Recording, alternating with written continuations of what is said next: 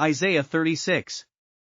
In the 14th year of King Hezekiah's reign, Sennacherib king of Assyria attacked all the fortified cities of Judah and captured them.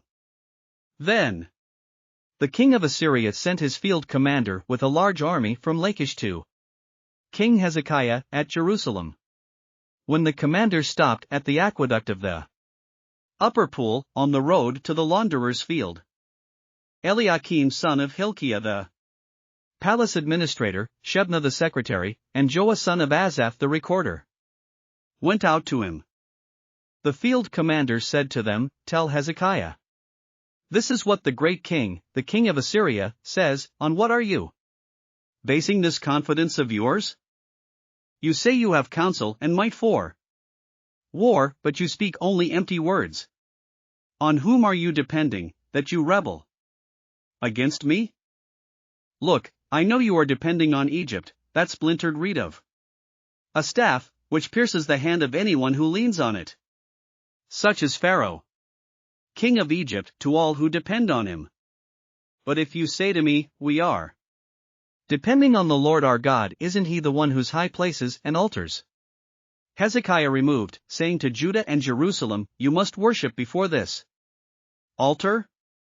Come now, make a bargain with my master, the king of Assyria. I will give you 2,000 horses if you can put riders on them. How then can you repulse one officer of the least of my master's officials, even though you are depending on Egypt for chariots and horsemen? Furthermore, have I come to attack and destroy this land without the Lord? The Lord himself told me to march against this country and destroy it." Then Eliakim, Shebna, and Joah said to the field commander, "Please speak to your servants in Aramaic, since we understand it. Don't speak to us in Hebrew, in the hearing of the people on the wall." But the commander replied, "Was it only to your master and you that my master sent me to say these things, and not to the people sitting on the wall, who, like you, will have to eat their own excrement and drink their own urine?" Then the commander stood and called out in Hebrew, "Hear the words of the great king, the king of Assyria. This is what the king says, do not let Hezekiah deceive you. He cannot deliver you.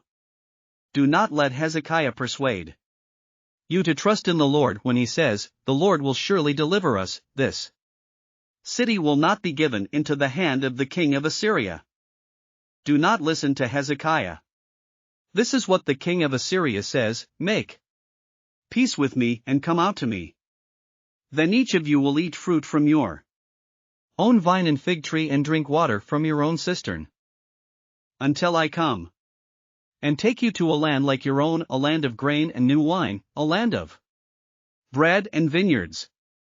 Do not let Hezekiah mislead you when he says, the Lord will deliver us.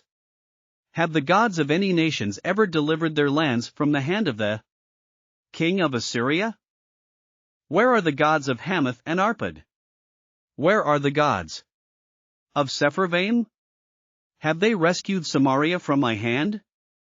Who of all the gods of these countries have been able to save their lands from me? How then can the Lord deliver Jerusalem from my hand?"